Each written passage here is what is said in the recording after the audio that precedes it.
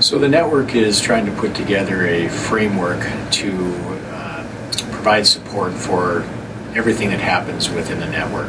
I think as the network starts, we're going to have limited resources, but hopefully the people from the organizations getting involved in what we're trying to accomplish, we will at that point have more resources to be able to distribute throughout the network, having all organizations band together to achieve what we're trying to describe as the triple aim. When we have one network doing it, we have limited resources. When you have 10 organizations doing it, you will have more resources to get accomplished what you're trying to achieve. I think the concept of best practices, sharing together where one organization is doing something extremely well, we want to borrow from that and help the other organizations to reach that kind of a level. There is an economy of scale that you talked about where one institution is going to have a hard time getting this really big, wrapping your arms around the health of a population.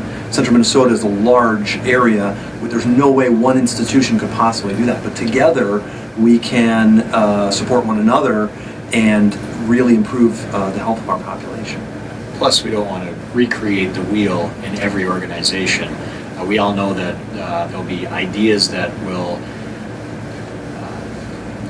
evolve in one organization and they may not have been thought of in another organization.